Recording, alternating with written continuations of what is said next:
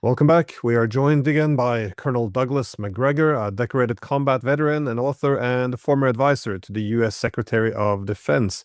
Thank you for coming back on the program. I see now that Trump and Netanyahu has met in the White House.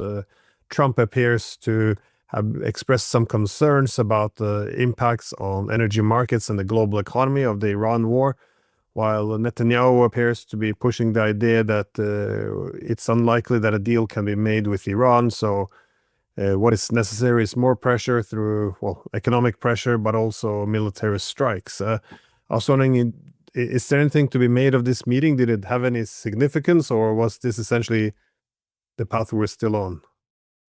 Well, what we're hearing in terms of comments are what we refer to in English as boilerplate comments. We're not hearing anything that is particularly informative. I would say that we could reach sort of two or three conclusions. The first, unfortunately, is that Trump has once again decided not to decide anything when it comes to Ukraine. He listened to Zelensky. Obviously, he was told by his handlers that he should. He did. And they seem to have had an amicable meeting during which Zelensky wants to license the production of Patriot missiles in Ukraine, which will never happen. But by the time they did that, Ukraine won't exist anymore, in my estimation. And Trump indulged all of that nonsense and sort of waved goodbye. He's not going to stop the Congress from wasting money and time on Ukraine. So he's just not going to decide anything. It's disappointing, but I think this is something the Russians have become accustomed to. When you turn to Netanyahu showed up and I think privately said what he's always said. Now, today in the Wall Street Journal, there was an article about a 2-week plan that has been developed by Admiral Cooper that would result in another massive missile and bombing campaign that would theoretically have different results. And we continue to hear rumors about the use of ground forces, particularly against Karg Island and potentially Chabahar on the south coast of Iran. So I think whatever disagreements they may have had, I don't think there's any change in the larger direction strategically. And I have this sinking feeling that we are going to be attacking very shortly in a big way. Well, some of these attacks, though, it appears that the escalation control is not quite there. You've seen the attacks on Iraq. I mean, this can have a lot of unforeseen consequences. The involvement of Yemen now in the war as well is deeply problematic.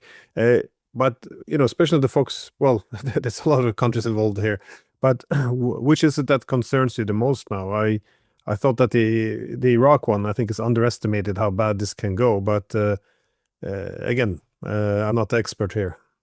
Well, I think we can conclude that a couple of things are underway, one of which is this is a regional war now.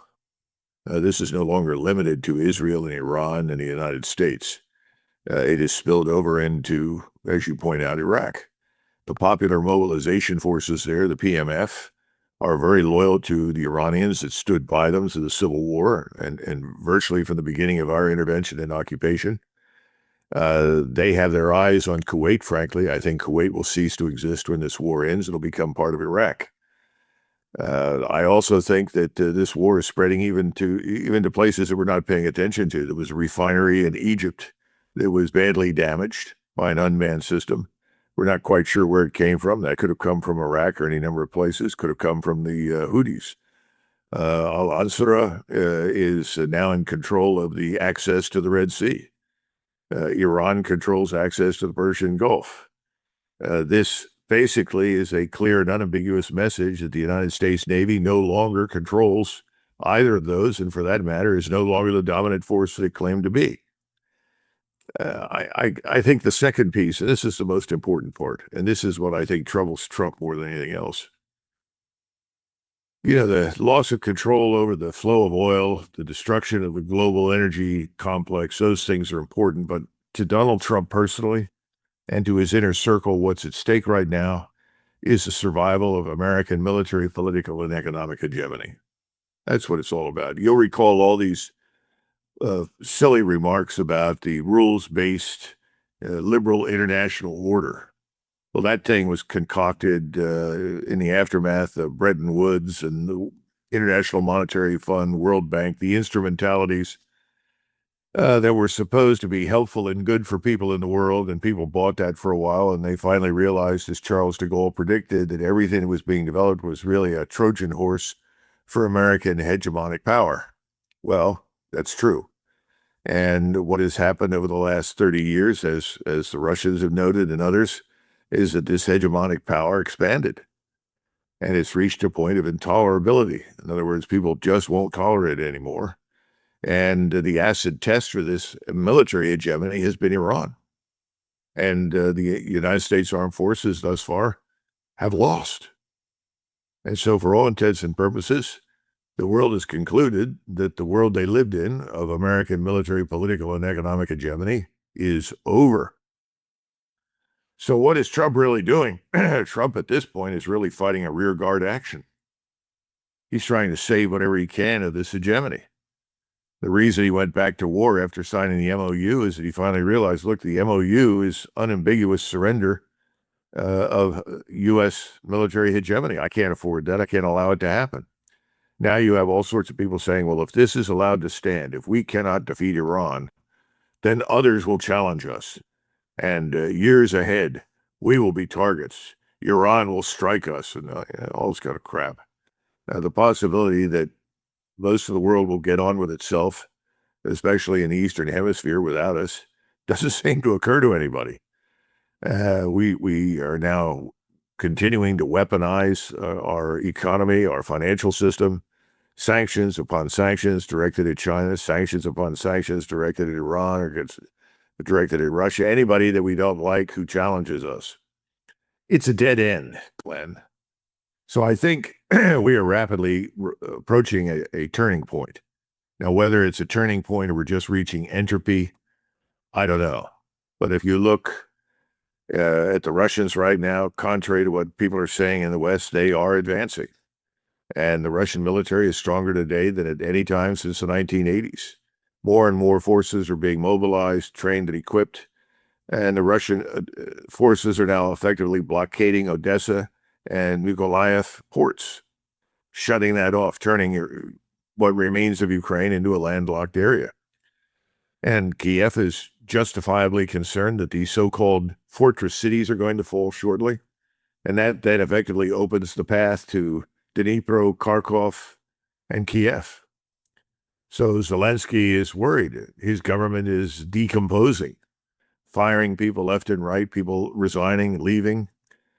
And at the same time, we've actually privately said to the Russians we'd like to talk, and apparently Minister Lavrov has said no thanks, because he sees no evidence that we're really interested in bringing an end to the war. Then you turn to Israel. Israel is very happy that we abandoned the June Memorandum of Understanding. They simply want to keep the war going as long as possible, because theirs is a war to the finish. They're in an existential war in their judgment, and they're correct right now. They've turned it into an existential war for Israel. Either they can exterminate and annihilate their enemies all over the region or not. They have complete control of us for the moment, and so they're confident that that can still be achieved. I'm not so sure it can, but that's what they think. And as long as we are obedient and do what they tell us to do, I guess you could say they're going to continue. So we're in for another massive air and missile strike scenario, another offensive. And the White House remains what I would call an Israeli or Jewish lobby policy-making center. And so that's why I say Trump listened, and I think Trump is going to obey. At the same time, we're still in a fight with the Chinese. Now, the potential for war there has receded. Everyone, months ago announced that we didn't have enough missiles and enough capability to attack China, and if we did, we'd lose it. For some reason, nobody bothered to say the same was true for Iran. This is a catastrophic outcome for Trump. And the other thing that Trump, I don't think, is aware, maybe he is, but we're now beginning to see the emergence of a new axis. We talk about these axes all the time. Well, there's only one axis in the West and the Middle East. That's the Israeli-American axis. But when you look east, you have a growing axis that I would say consists of Russia, China, Iran, and I would add Turkey. Because even though the Turks have not yet engaged, they are on the very edge of doing so. And the population there is overwhelmingly in support of striking back against this Israeli-American axis in the Middle East. I think Erdogan has waited as long as he possibly can and will continue to wait, but he wants to be in on the end. It's sort of like the Battle of Waterloo, which was largely a German affair with a few British troops, contrary to popular belief. Prussians, Hanoverians, Germans from everywhere. And of course, the British. And then suddenly at the end, imagine the Austrians and the Russians and others showing up. Well, I think that will be Turkey at the end of this thing.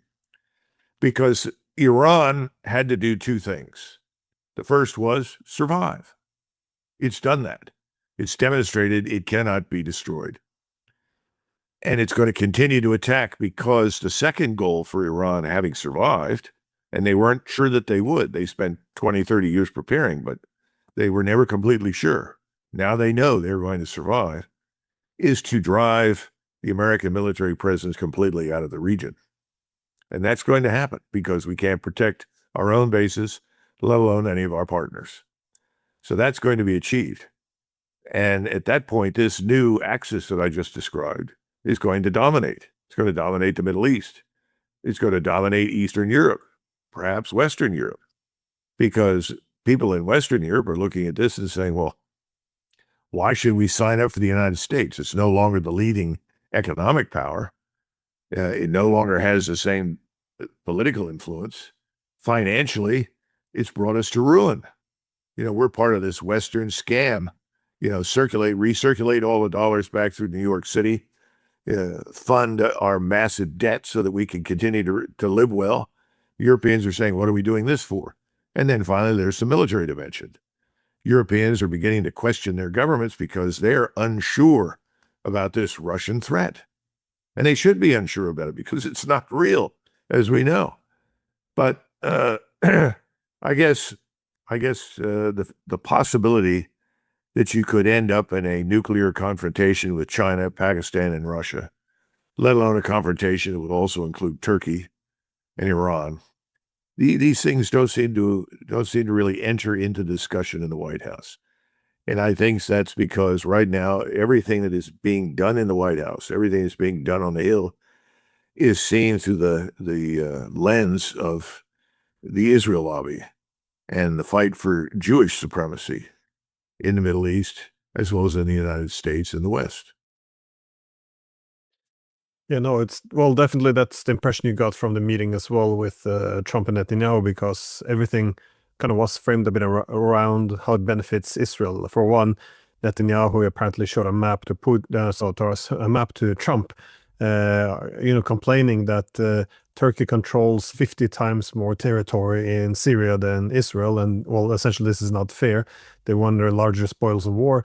And also with this nuclear deal between the United States and Saudi Arabia, Trump had apparently reassured Netanyahu that this would depend on Saudi Arabia normalizing relations with Israel. But again, this would put some proliferation pressures on Iran as well. So it looks as if a lot of poor decisions are being made to serve Israel. But how stable is now the situation for the Israelis? Because there's a lot of this reeks of desperation.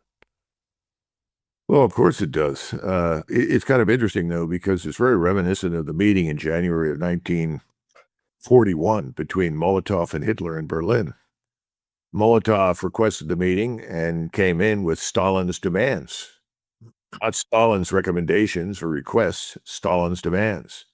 Stalin demands control of the Bosporus, control of the Dardanelles. Stalin demands control of these areas in Romania and Bulgaria that adjoin the Dardanelles. Stalin demands control of Finland, And Hitler sort of sat there and said, my God, these people are crazy.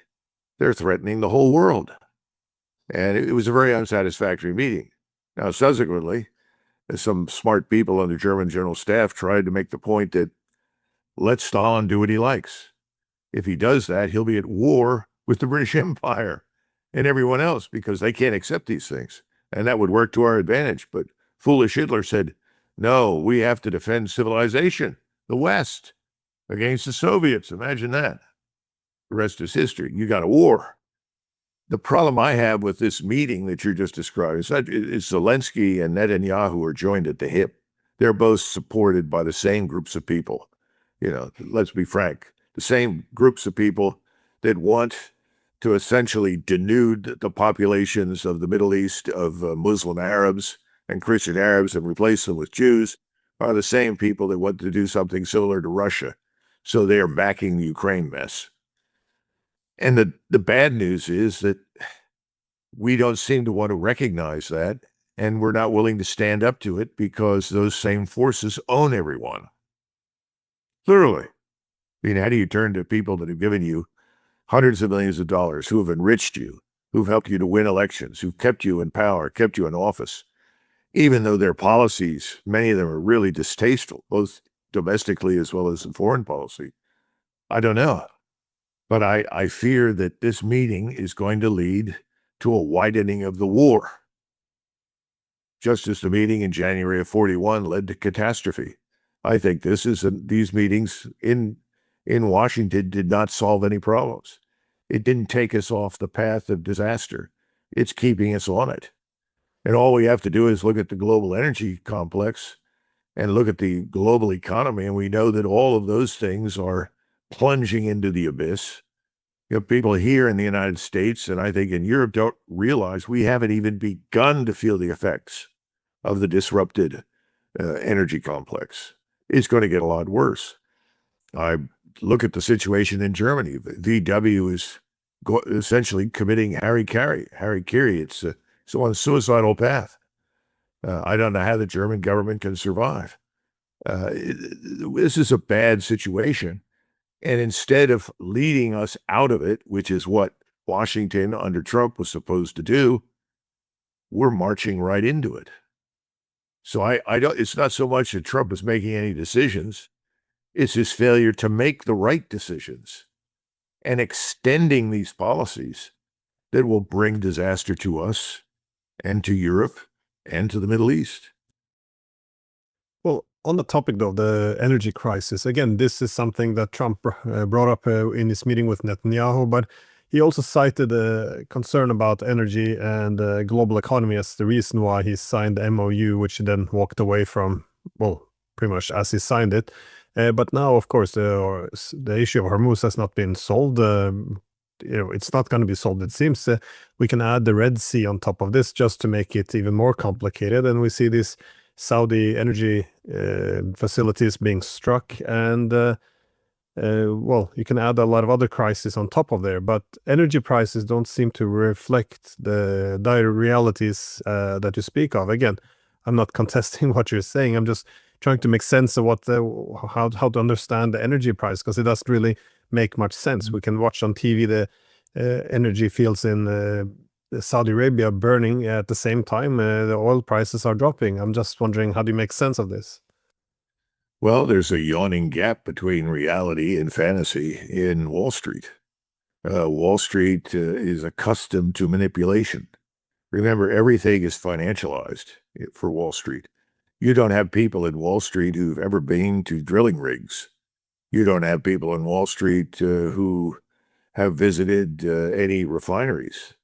If you ask one of them, how many refineries do we have today? How many refineries did we have 30 years ago? They have no idea. They don't see a problem. And the White House, thanks to the leadership of Trump and his inner circle of advisors, has been very effective at manipulating oil prices. But we know, for instance, that the cost of oil coming off a ship right now is about $140 a barrel. But that's not the paper price. This is all going to change. In other words, what you have right now, what's the right word? We talk about latency in communications of the military. That, as a result of the structure of your communications, orders or information or intelligence take time to arrive at a location. It's not instantaneous. Well, that's what you're dealing with right now in the oil market. So if you listen to Jeff Curry or somebody like Pilkington and others who have years of experience in the oil industry, They're all saying the same thing. Yeah, you're right. The reality hasn't caught up yet, but it will. And when it catches up this time around, it's going to be awful. Weeks ago we said, well, if President Trump steps out of this or puts an end to it, there's a chance we could get out of this with minimal damage. Two or 3 years, we could return to normalcy. But where we're headed right now, it'll be a decade or more. And everything is going to change. I mean, when you listen to the Iranians and others in the Middle East who are fundamentally opposed to us and Israel, they all say the same thing. Sykes-Picot is over. In other words, the structures of the past that were formulated at the end of the First World War are going away. We're going to live in a new Middle East, and it's not going to be one dominated. It's not going to be the Greater Israel Project. It's not going to be the United States. It's going to be indigenous. And the two great powers that are going to shape these things and decide these things are not the United States and Israel. They're primarily Iranians and Turks because they live there, but also Chinese and Russians, the Chinese especially, because they're the only country in the world that can help rebuild anything. We're broke. We're on the edge of a total financial meltdown. It's like a lot of things. You and I stand at the railroad crossing, and we look out and we say, see, look over there. The train is coming. The locomotive is coming. And everybody says, oh, yeah, you've been saying that for the last 6 hours. It hasn't gotten here yet. Yeah, but we can see it now. It's visible. It's coming. Yeah, right. Fine. Yeah, wake me when it arrives. Well, it's going to arrive, Glenn. So, you can replay this at some point in the future. And the people that all said, oh, I'm crazy, Curry's crazy, all these other experts are crazy, all these other military analysts are crazy, replay it. And everybody will reel in shock. Well, why didn't we do something? That will be the question. Well, the man who has to do something is named Donald Trump. And it's not a question of what he's doing. It's a question of what he's failing to do. He's just decided not to decide. And that's why you get this vacillation every other day. I'm going to destroy them. I'll hit every bridge. Okay. What difference does that make? What are you going to do? Destroy every hospital? What's your plan? What targets are going to be so important? Are you going to, we're going to seize Carg Island. Oh, that'll be good. Great. Yeah. What are all those soldiers on Carg Island going to do as they sit under constant bombardment from the Iranians? It'll be an exercise in suicide and certain death. Okay, well, then we'll destroy Carg Island. Okay, now what? There's no sense of this whole thing makes no sense. And the intelligent thing to do is to stop it. There's not going to be a public surrender by us or by Iran. He's just going to have to disengage, and he will. He'll disengage. But not until the 11th hour and not until it's too late. And only when the economy here at home is awful and is really profoundly affecting everyone in Washington. That's coming. It's absolutely certainly coming. So I don't know what to tell you, except that President Trump does not fully appreciate the limits of American air and naval power. He never understood that our military power was always structured for relatively short campaigns against opponents like Afghanistan's, Iraq, Syria, Africa, people without air and missile defenses, let alone operational strike capabilities in the form of ballistic missiles. So, in addition, we have to operate at a very long logistical support system, and that's very fragile. And that's one of the reasons we're in a pause right now. So this is not a new problem. We've been dealing with this, contrary to popular belief, since the Bush administration in 2001. But that's where we are. And Trump has never understood it. And he's now going to pay a terrible price for it, I predict, politically.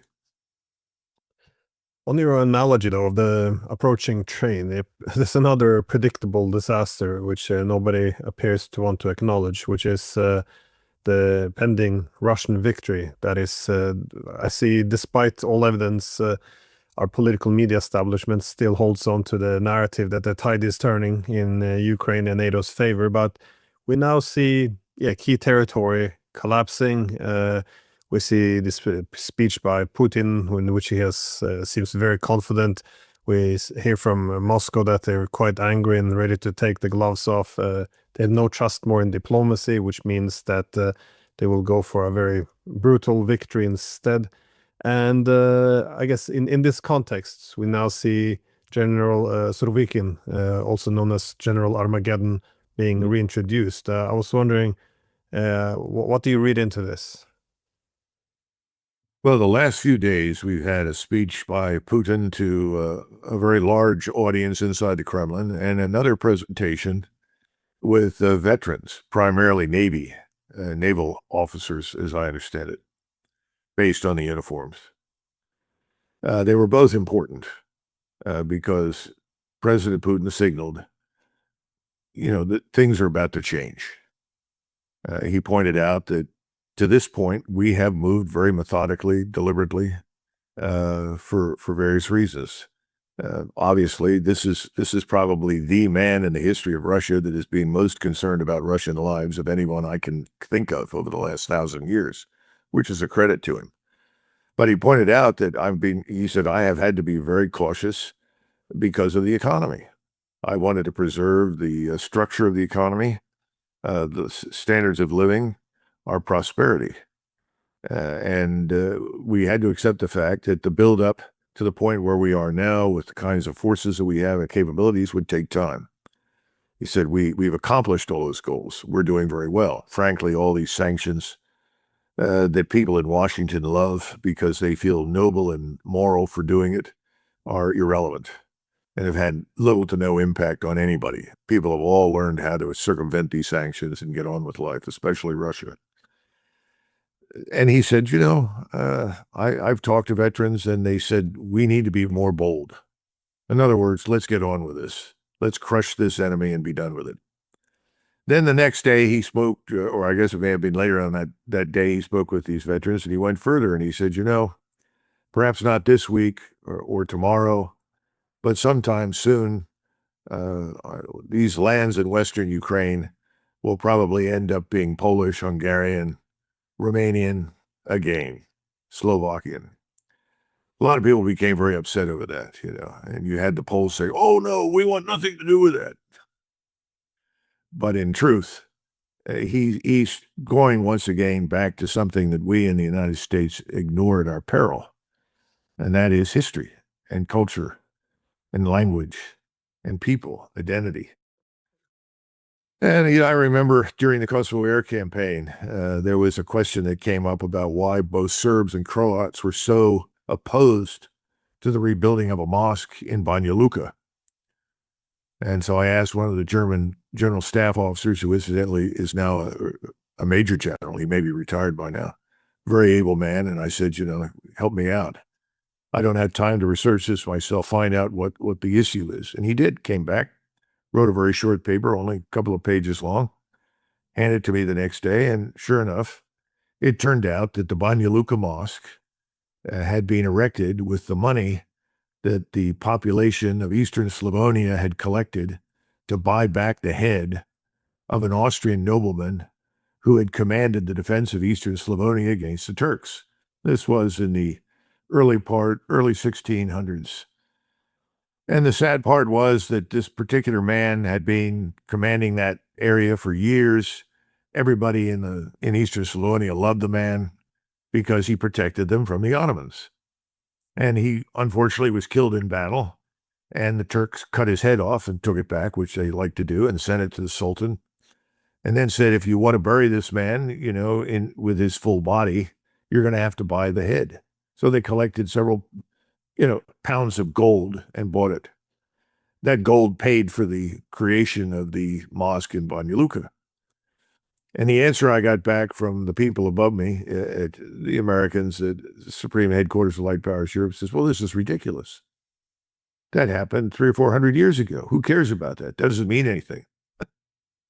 I said in the Balkans, that was yesterday. We don't understand Europeans. And so when President Putin made his comments, he was telling the truth. Most of what we call Ukraine was part of Polish Lithuania.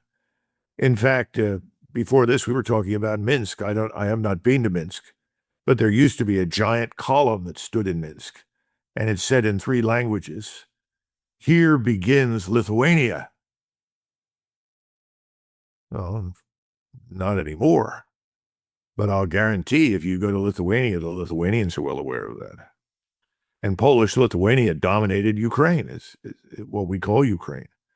And when he says that Ukraine was not a nation state, he's not wrong. It was more of a region.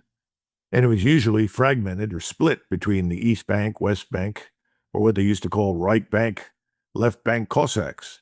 It's a very complex part of the world. But his point is, the people that are living on the terrain now today in many of these areas are not Ukrainians.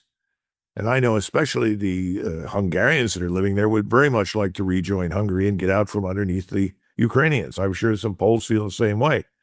I'm not advocating the systematic dismantlement of Ukraine, though I think at some point it's probably going to happen because it's happened before.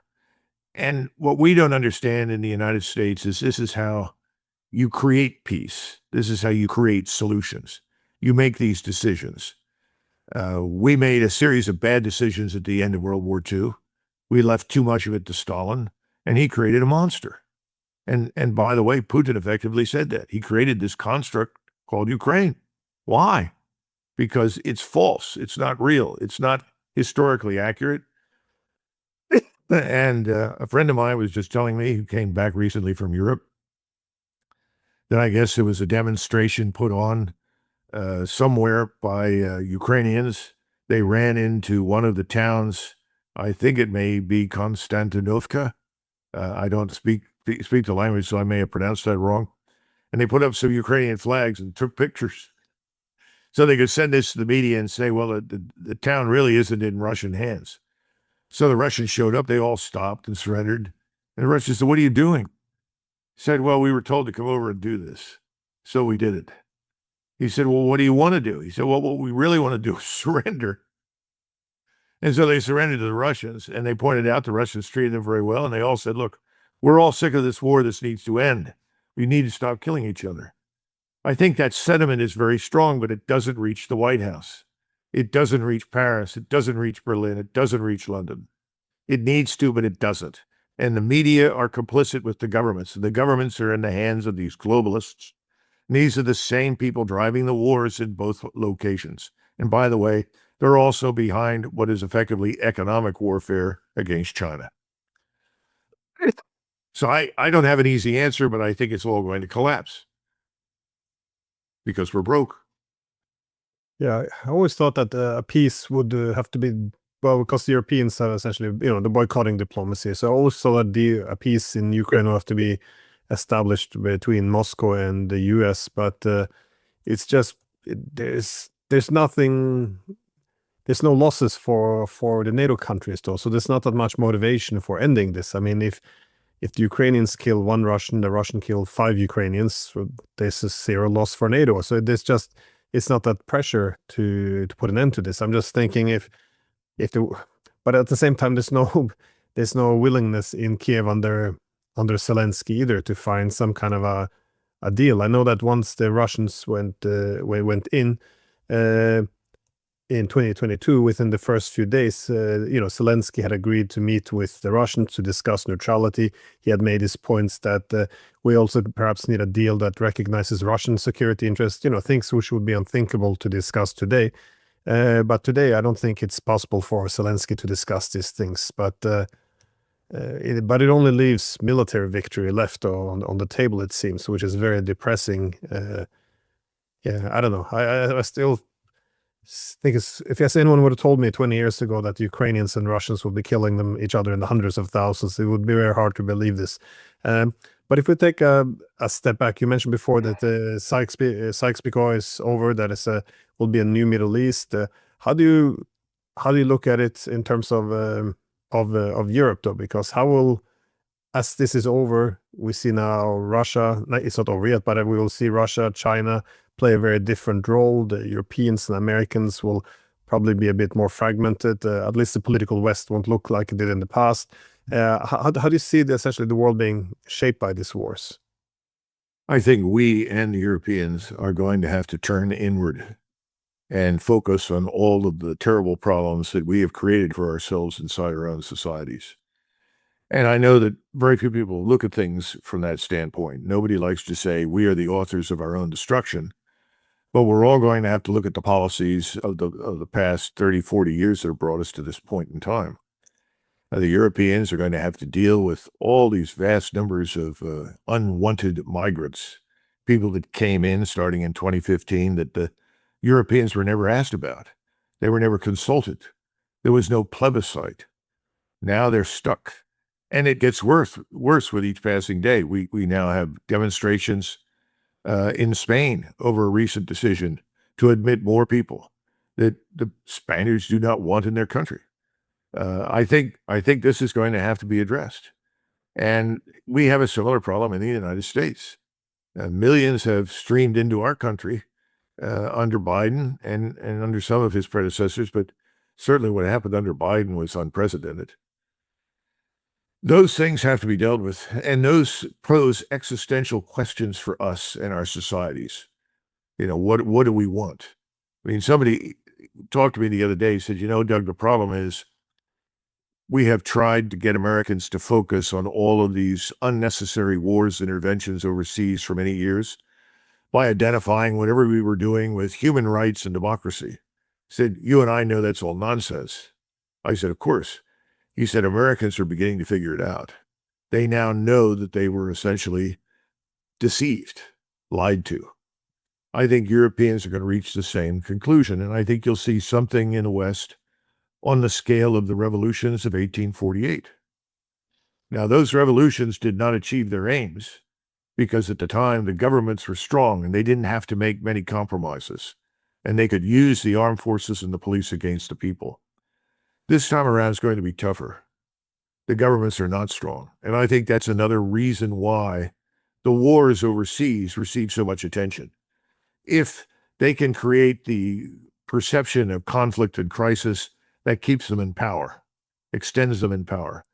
How long can you live in a country like Germany, which has been a leader in the world in scientific industrial terms and built, in my judgment, a very successful and fabulous society after World War II? You can't expect that to be destroyed and no one to do anything. But there's another aspect, and you sort of pointed to this earlier. Something given has no value. If you don't earn it, you don't appreciate it. The people that rebuilt Europe after World War II in Germany, they understood what they were doing. They appreciated the criticality of the task in front of them, and they were devoted to their country, and they rebuilt it. They've passed. They're gone in overwhelming numbers. The people that are there now are the beneficiaries in many respects of what was done, but they've also become the victims of dumb policies, destructive policies, some of which they voted for and some of which they did not. Now they have to deal with reality, but they didn't build it. They're just living in it. Now they know how important it is, how they must now fight for it if it is to survive. And I think that's true all over Scandinavia. I think it's true everywhere. It's true in the United States. My generation built nothing. It consumed. Well, the consumption is about to end. So the building has to begin. We're going to have to build something new because what we built in the past is no longer applicable to our needs today. That may be true in Europe as well. That's why I think these wars, these conflicts will end for reasons of finance and economics more than anything else. And I'm not demeaning or disparaging the achievements of the Iranians, for God's sakes, who have stood up successfully against an enormous military power. Nor am I disparaging the Russian military achievement. I'm simply saying that inside the West, the United States and the West, I think it's going to happen to some extent in Japan and Korea. Korea just shut down its stock market yesterday. That's just the beginning of emergencies that we're going to face in the future. You're going to see bank runs. You're going to see all the things that we've seen in the past and worse. But these things we'll have to deal with internally will suddenly make everything that's happening beyond our borders irrelevant. Yeah, no, that's a good point. The external conflicts do distract us now, but But again, that fits in with what you said before about this train collapse, because the economic crisis, it can't really be avoided anymore. But and I think anyone taking a serious look at the economy, debt levels, energy problems, across the board, recognize that this is not sustainable. It's going to come to, it's going to crash. But as you said, the people don't seem to want to hear of it until the crisis is actually here. But do you see a timeline here, or how do you, well, what indicators are you looking at in terms of when this crisis will hit? Well, I sat in a discussion the other day with some very bright people talking about AI. And they were talking, these are people involved in the technology, not people selling stock. And they were talking about the bubble that's about to burst. And it pointed out nobody seems to understand that AI consumes enormous energy. Where's the energy coming from? You know, and if you want to build, you have to have credit. You've got to be able to borrow. Well, cheap credit and cheap energy are inseparable. And those two things, I mean, the foundation for our economic expansion on the North American continent, I would argue, for over 100 years. So where do we go when we don't have it? When energy isn't cheap and credit isn't cheap, everything stops. We have to start over. So I think that's coming. Timeline, I think we'll know by Christmas. We'll see a lot of these things come to fruition this fall. And from that point onward, it's just going to get worse for a while. And people are going to vote in new prime ministers, new presidents, new governments. And they're not going to get anywhere because they don't know what they're doing. And suddenly there's going to be a demand for competence. Now, I don't know how you vote in Norway, what people look for. But in the United States, it's a popularity contest. Why'd you vote for Bill Clinton? Oh, I think he's a really nice guy. He understands. Well, why'd you vote for Donald Trump? Well, he says stuff I agree with. He just says it out loud. Why'd you vote for Obama? Well, he seemed like a nice guy, easygoing, somebody I could talk to. I mean, I could go on and on, all right? I sat with people that met with Hitler, and I'd said, what was it about the man? And everybody said the same thing. Oh, that was a man you could talk to. Okay, great. But at some point, competence is critical. You've got to have people that know what the hell they're doing. And you've got to have people that are going to enforce the law. Because one of the things that's relaxed across the Western world is law. We let people get away with all sorts of things that our ancestors 100 years ago would have hanged them for. So we got a long way to go. It's going to take us years to recover. But by this fall, it's going to be pretty obvious where we are. And there's no easy fix. You're not going to manipulate your way out of it. Look, the strategic petroleum reserves, they're drying up. There are people very upset with Trump. They're afraid that they're going to be dried up to the point where we can no longer use them, especially these underground salt mines. I don't know. I'm not in there. I don't have access to that information. But I hear these things all the time. We start talking about microcircuitry and the requirements for the microchips that we desperately need, not just for the military, to run our entire economy. Then you look at the power grids that we've neglected for years.